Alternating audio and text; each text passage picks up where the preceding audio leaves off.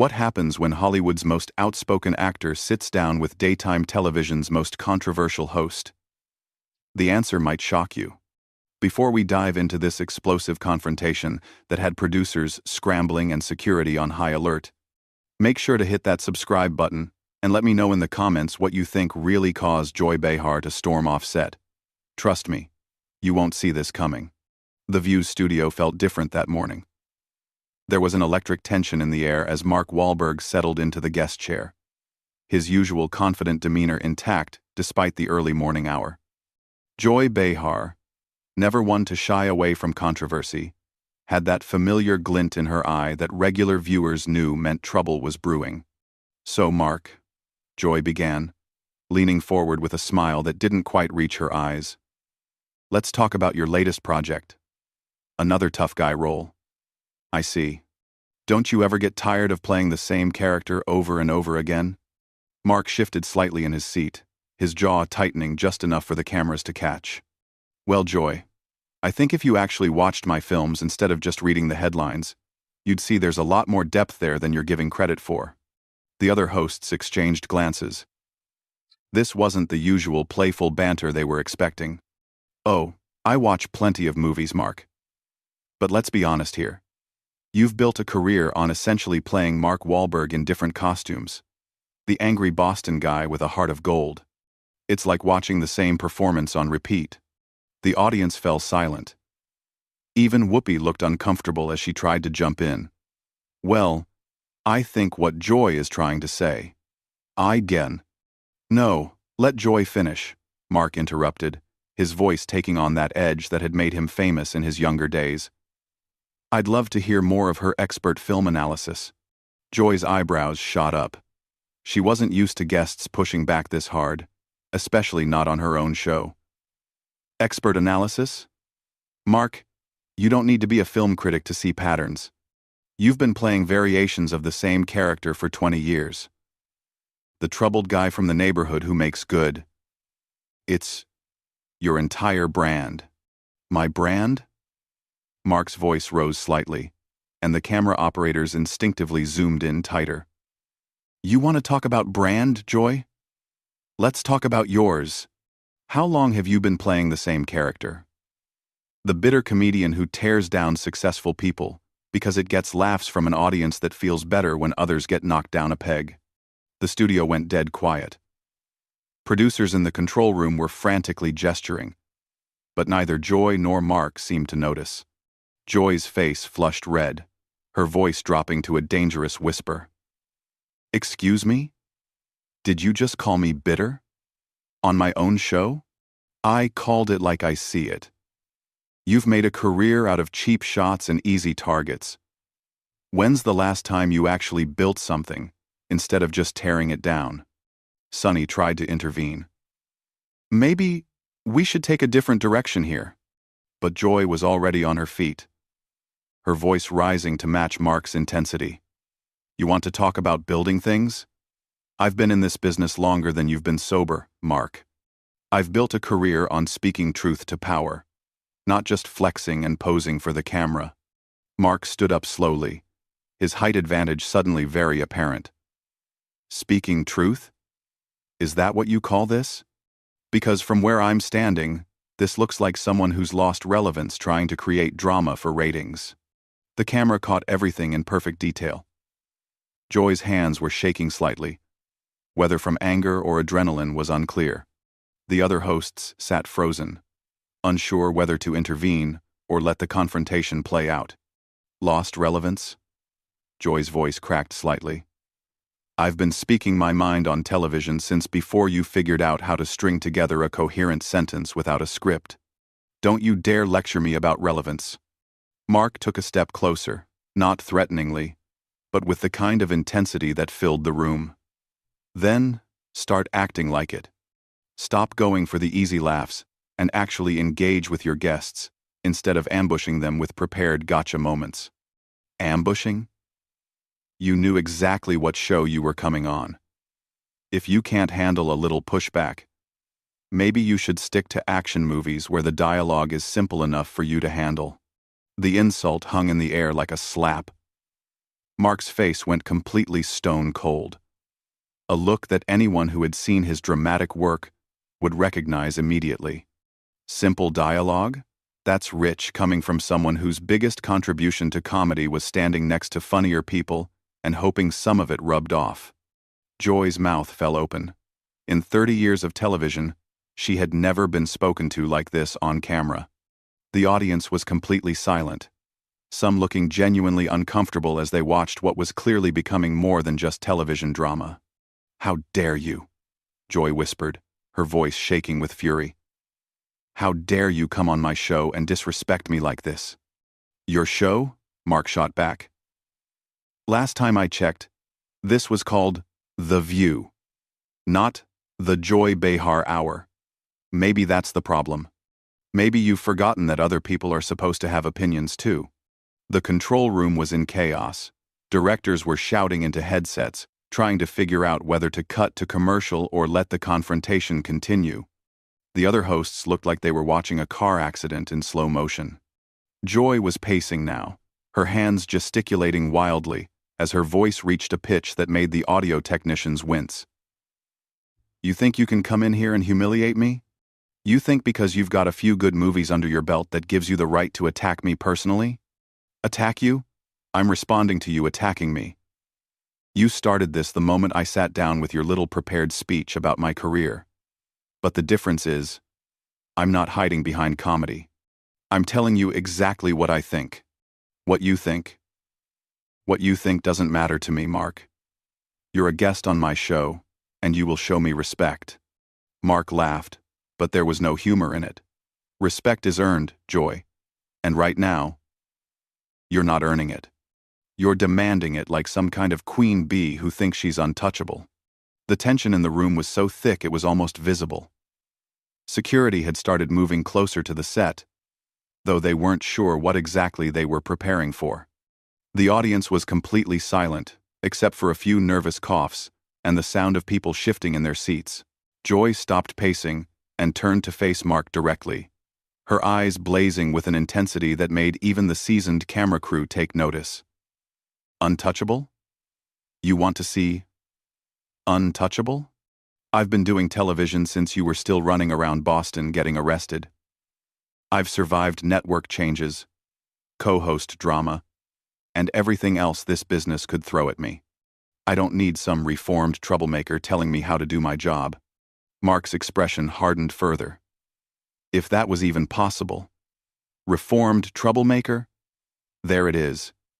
You can't argue with what I'm saying, so you go straight for the personal attacks. Bring up my past because that's all you've got. Your past is part of who you are, Mark.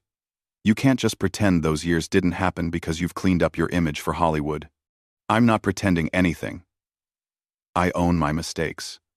But at least I learned from them. You're still making the same ones you were making 20 years ago. Still going for the cheap shot instead of having an actual conversation. Whoopi finally found her voice and tried desperately to regain control. "No," Joy cut her off sharply, never taking her eyes off Mark. "I want to hear more about how I'm doing my job wrong, from someone who thinks acting tough makes him an expert on everything." Mark shook his head, a bitter smile playing at the corners of his mouth. "Acting tough? Joy, you have no idea what tough actually is. Tough isn't sitting behind a desk taking shots at people. Tough is owning your mistakes, learning from them, and trying to be better. Something you clearly know nothing about." The other hosts were completely frozen now. Sunny had her mouth slightly open, clearly wanting to speak but having no idea what to say. Sarah looked like she was considering hiding under the desk. Joy's voice dropped to a dangerous whisper again. "Don't you dare lecture me about being better. I've spent my entire career fighting for what's right. Speaking up for people who don't have a voice. What have you done? Besides make action movies and pretend to be deep in interviews. Pretend to be deep?" Mark stepped closer again, his voice rising. "I've put my money where my mouth is. I've created jobs, supported charities, helped kids in my old neighborhood. What have you done besides?" Complain about people who are actually making a difference. Making a difference? You make movies, Mark. You're not curing cancer. You're not saving the world.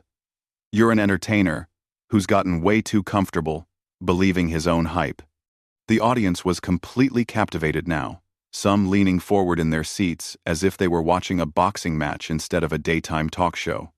The camera operators were having a field day, cutting between close-ups of both faces as the argument intensified. Mark's laugh was harsh and cold. Believing my own hype? That's perfect, coming from someone who thinks being loud equals being right. You don't want conversation, Joy. You want submission. You want guests to come on here and nod along while you deliver your prepared talking points. My prepared talking points? At least I do my homework. At least I come prepared instead of just winging it, and hoping my charm will carry me through. Charm? Mark's voice was incredulous now. Is that what you think this is about? Charm? This is about respect. Joy. Something you clearly don't understand. You think because you've been here longer, you can treat people however you want. Joy was trembling now. Whether from rage or something else entirely was impossible to tell. Treat people however I want. I treat people the way they deserve to be treated. And right now, you're acting like an arrogant has-been who can't handle being challenged. The words hit Mark like a physical blow. His face went completely white, then flushed red. For a moment, it looked like he might actually lose his temper completely. Has-been? His voice was so quiet it was almost a whisper, but the microphones picked up every word. A has-been? Joy. I'm at the top of my career right now. My last 3 movies made more money than your entire network pulls in during a good quarter. But money isn't everything, is it? Because if it was, you'd be treating me with a little more respect. Joy's eyes flashed dangerously. Oh, now we're talking about money? How very Hollywood of you. Reduce everything to box office numbers because that's the only way you can measure worth. I'm not reducing anything to numbers.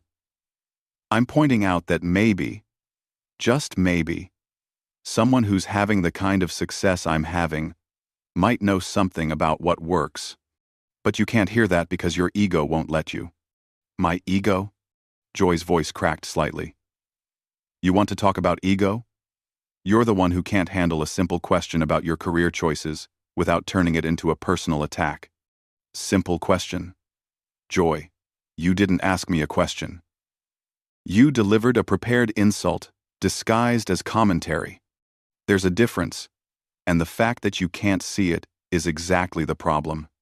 Whoopi made another desperate attempt to intervene. Maybe we should take a commercial break and... No. Both Joy and Mark said it simultaneously, their voices overlapping in a moment that would have been funny under any other circumstances. Joy continued, her voice rising again. I want to finish this conversation. I want America to see exactly what kind of person Mark Wahlberg really is when he doesn't get his way.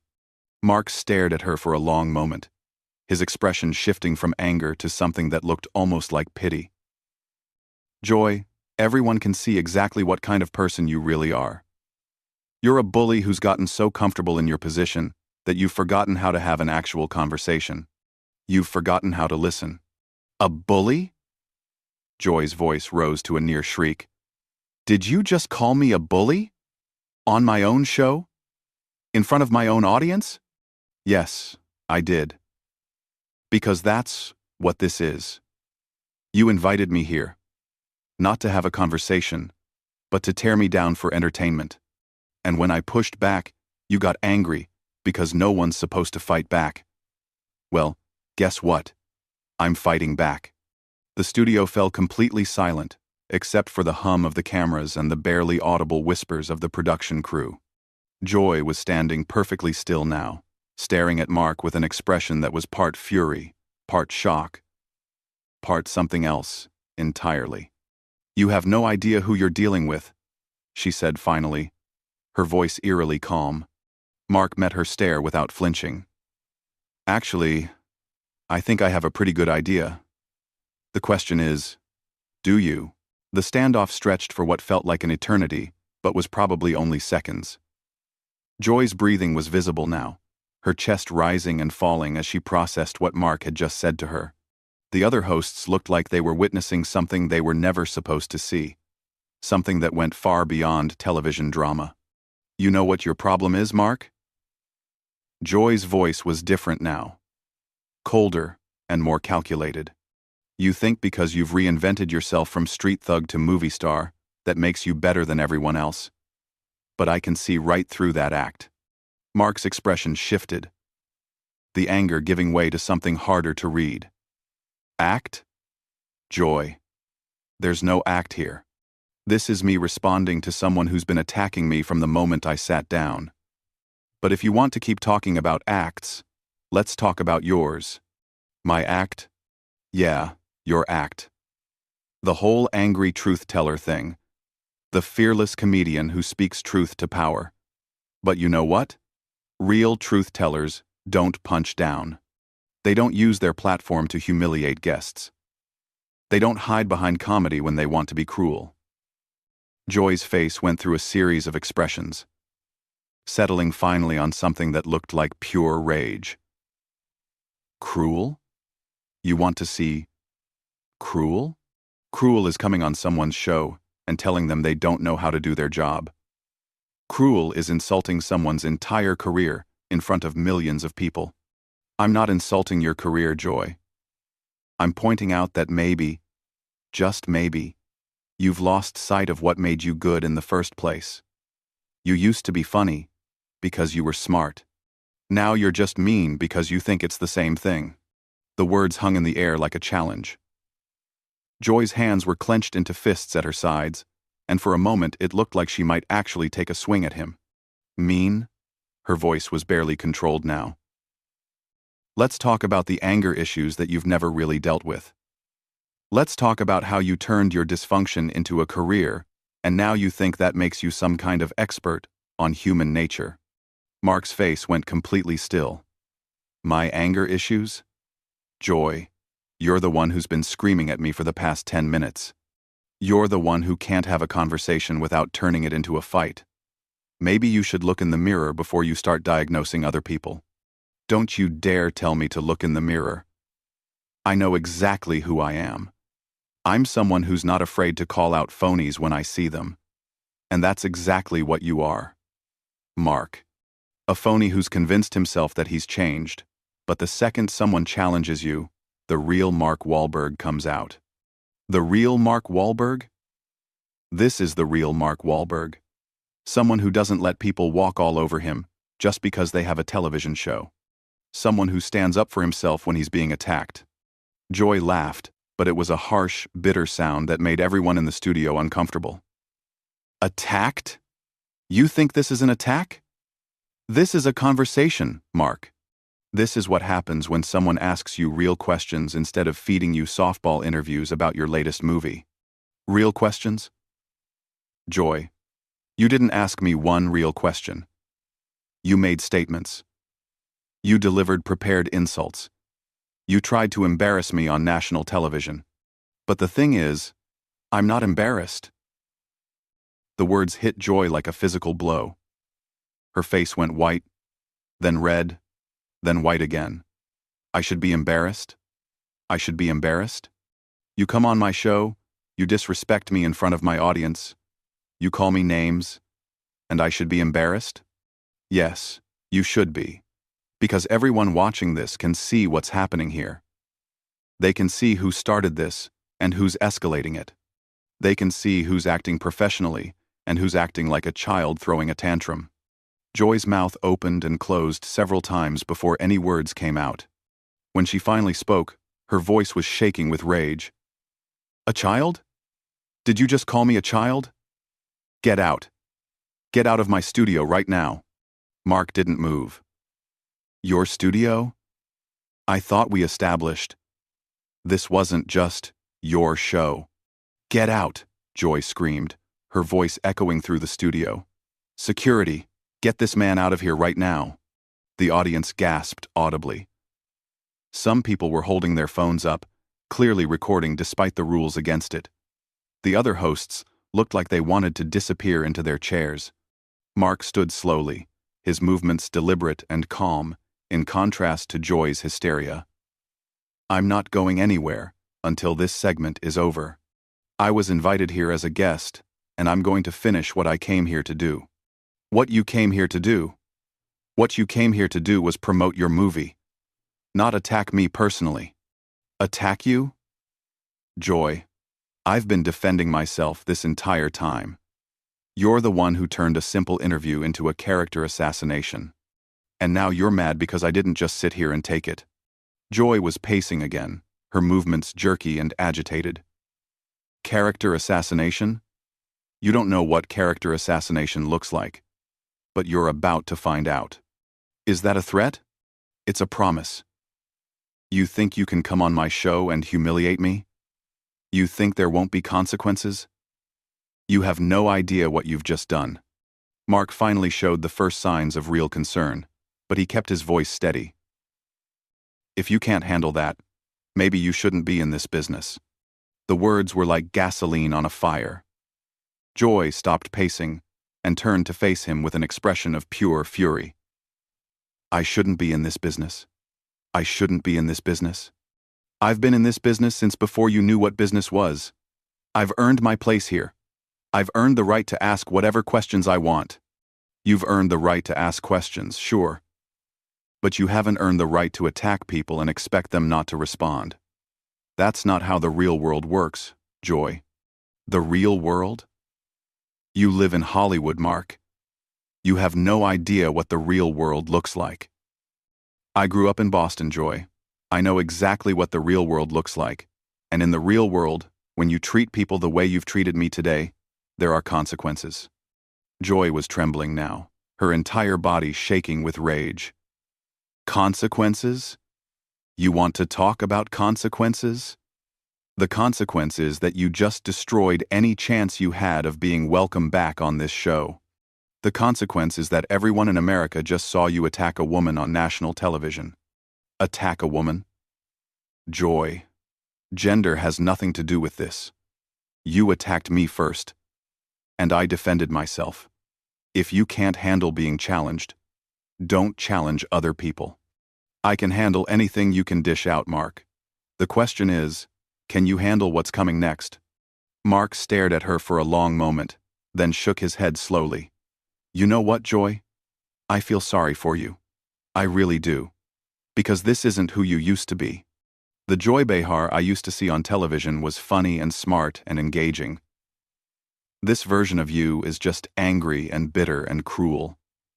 And that's not my fault. That's on you." The words hit Joy like a slap.